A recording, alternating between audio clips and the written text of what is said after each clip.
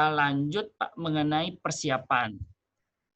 Nah, tadi yang saya sampaikan di awal Pak, bahwa dalam kegiatan pengawas penimbunan ada 3 poin kegiatan utama. Poin pertama adalah mempersiapkan, poin kedua adalah melaksanakan, dan yang poin ketiga adalah mengevaluasi. Itu 3 poin utama dalam kegiatan pengawas penimbunan. Nah, kita masuk ke poin pertama terlebih dahulu, yaitu mempersiapkan. Apa saja sih yang harus dipersiapkan dan harus diketahui oleh pengawas penimbunan atau orang yang bertugas di area dampingan atau di area disposal. Yang pertama adalah pengawas harus mengetahui DOP yang telah disetujui oleh tim PTBC. Sebentar, saya sharing, Pak.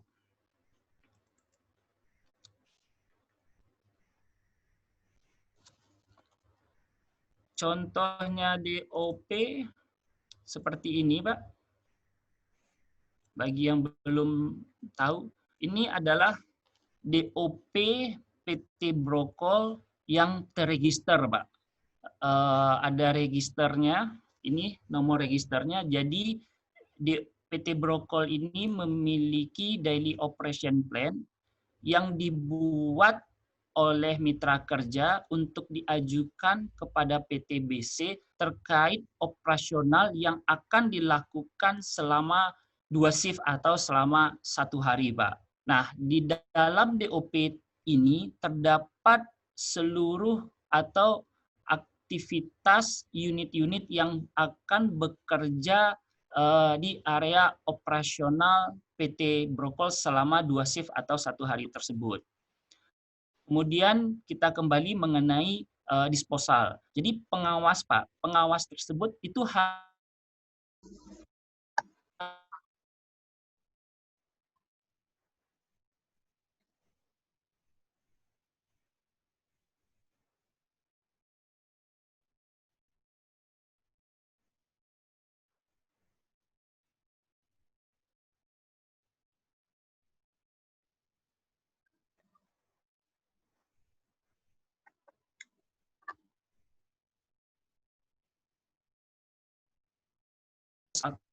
tersebut. Sebagai contoh, disposal OPDT 6 elevasi 100 di sisi selatan, unit yang akan dumping atau masuk ke area disposalnya itu adalah unit 4004. Kemudian material yang akan dibawa oleh 4004 itu adalah material freedig dan material soil, Pak. Jadi pengawas sudah mengetahui bahwasannya dia akan menerima atau akan mendapatkan material apa yang akan didamping di area kerjanya, yaitu dari DOP ini. Kemudian dari DOP ini, si pengawas juga sudah mengetahui apakah area kerjanya tersebut termasuk dalam area kerja high risk yang diminta untuk melakukan pengawasan maksimum, Pak. Jadi di sini ada di dalam DOP itu form high risk, Pak. Di form high risk ini sudah tertuang lokasi mana, disposal mana, atau disposal khusus mana yang dianggap berdasarkan hasil asesmen bersama baik engineering, operasional, dan tim operation, dan tim safety, mana sih area yang dianggap sebagai area yang paling high risk di lokasi disposal. Contohnya elevasi OPDT 6 tadi, oleh OPDT 6 elevasi 100, Pak. Jadi ini adalah disposal high risk yang dumping di sini itu adalah ada 2518, 3607, 3601 atau 3610, Pak. Di sini sudah dijelaskan juga potensi-potensinya apa saja. Unit akan terperosok, bidang free phase longsor, kemudian apa sih yang harus dilakukan atau pengendalian bahaya apa yang harus diminta di sini. Kemudian siapa saja pengawas yang bertugas di sini, Pak.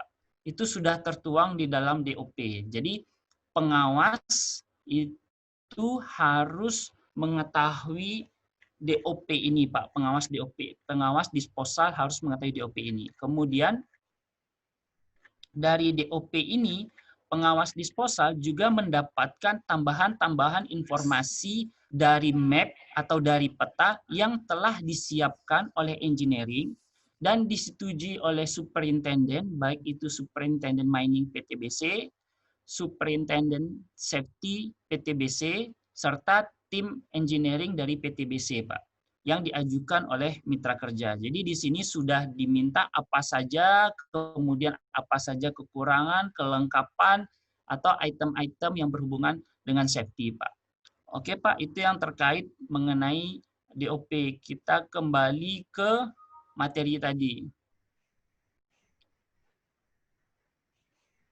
Ini yang tadi di poin pertama ya, Pak, bahwa pengawas mengetahui DOP. Saya sudah menunjukkan bagaimana bentuk DOP secara umum, apa saja informasi yang harus diterima oleh pengawas, kemudian apa saja pengendalian yang harus ditambahkan oleh pengawas, kemudian risiko apa yang akan atau yang dapat terjadi di area kerjanya terkait kegiatan dumping di area disposal yang diawasinya. Yang kedua, kegiatan di area penimbunan harus sesuai dengan DOP yang telah disetujui oleh tim BC, baik pengawas dan tim lokasi disposal. Kemudian setiap front penimbunan hanya diizinkan maksimum 3 fleet. Maksudnya maksimum 3 fleet ini adalah satu titik dumping point atau satu lokasi pengawasan itu hanya boleh dimasuki atau dilakukan aktivitasnya dari 3 loader, Pak. Jadi dari 3 front aktif di area pit. Kemudian persyaratan selanjutnya adalah disposal harus memiliki ban wall. Ini adalah macam-macam tinggi ban wall-nya, baik itu untuk unit HD465, HD785, atau CAT777, CAT785, dan CAT789. Ini sudah berdasarkan kajian teknis, Pak, sesuai dengan dump clearance dari unit HD yang ada, Pak, sesuai dengan tipe dan ukurannya. Kemudian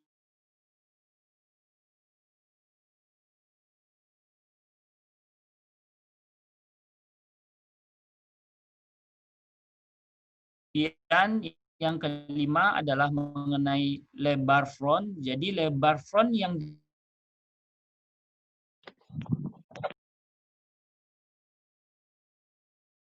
diminta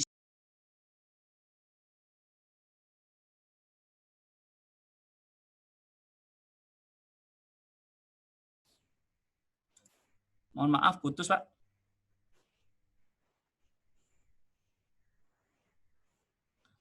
Oke, saya lanjut, Pak. Yang tadi poin mengenai lebar area front 2 kali lebar unit ditambah 1 kali turning radius.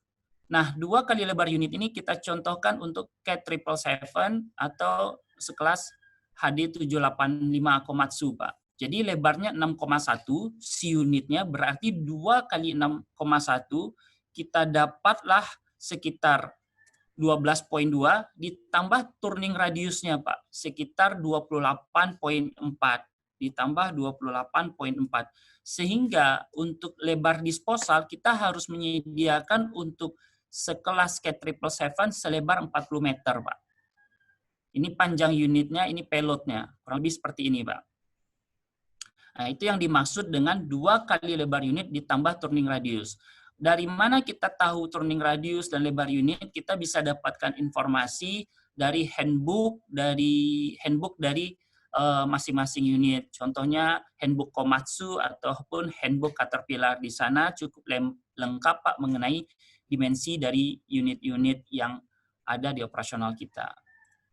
Kemudian saya lanjut lagi mengenai tidak ada genangan air, retakan, atau bahaya lain di area front. Penerangan wajib 20 lux, kegiatan harus dan wajib diawasi oleh pengawas penimbunan. Kemudian di area disposal diwajibkan diminta harus ada bendera batas penimbunan dan keadaan cuaca tidak dalam kondisi hujan, Pak.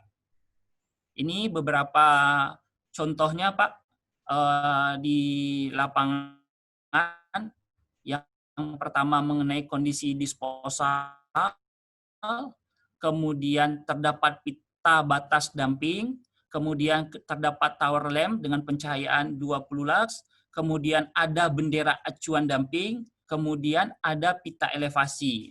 Selanjutnya kalau ini di area stock room temporary, kemudian terdapat pos pengawas di penimbunan, terdapat radio tangan dan terdapat toilet di area disposal, Pak. Kemudian persiapan selanjutnya harus dilakukan atau disiapkan oleh seorang pengawas penimbunan itu adalah terdapat rambu maksimum kecepatan 25 km per jam di area penimbunan dan terdapat rambu komunikasi dua arah. Mungkin yang agak sering terabaikan oleh kita adalah mengenai komunikasi dua arah ini, Pak. Sebenarnya di prosedur sebelum kita memasuki area penimbunan, kita diwajibkan untuk berkoordinasi dengan pengawas penimbunan karena dialah pemilik area tersebut pada saat itu, Pak. Jadi seperti rumah sih sebenarnya prinsipnya, Pak.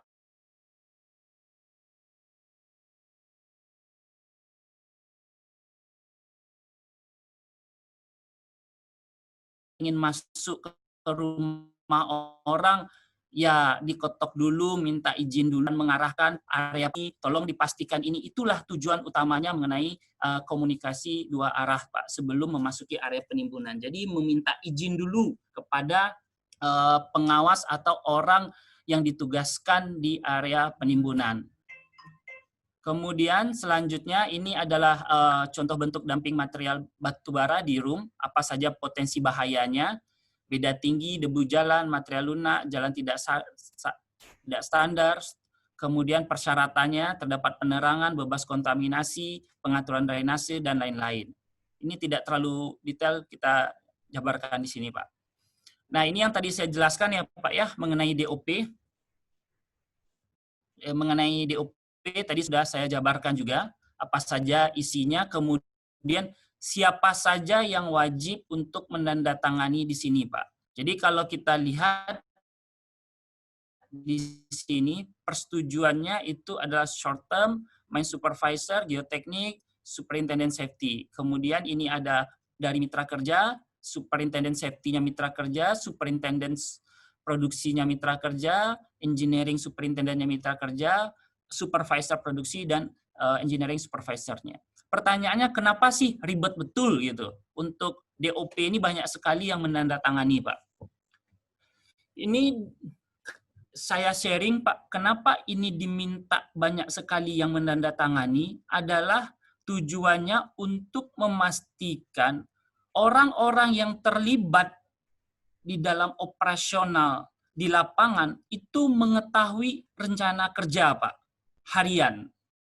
Jadi tidak ada alasan baik dari engineering atau tim produksi ataupun tim safety tidak mengetahui DOP ini. Karena inilah awalnya pekerjaan dilaksanakan di operasional di lapangan, Pak.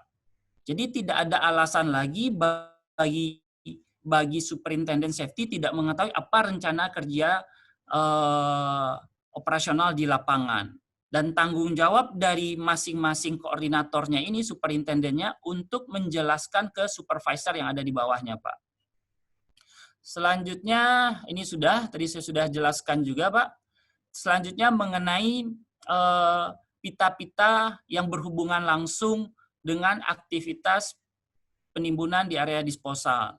Jadi di survei itu akan memasang pita-pita di sekitar area pengawas disposal. Contohnya pita yang berwarna hijau. Itu adalah pita informasi untuk mengetahui elevasi aktual, Pak, di area disposal kita.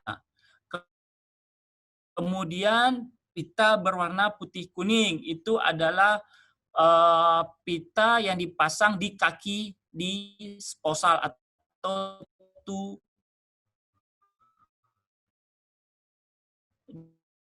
di disposal. Kemudian disposal limit, crash-nya atau di kepala slope pit disposal atau kuning merah yaitu kepala slope final dari pit limit tersebut, Pak.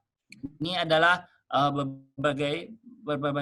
beberapa warna-warna pita yang ada di area operasional kita. Jadi jangan sampai pada saat kita ke lapangan kita tidak mengetahui nih, Pak, warna pita ini apa sih maksudnya. Nah, warna-warna ini memiliki arti, Pak. Jadi kalau kita lihat di lapangan bertebaran itu pita-pita survei, informasi yang diberikan survei adalah ini, Pak. Dari poin 1 sampai poin 20 sesuai dengan warna yang ada atau yang ada di pita survei tersebut, Pak.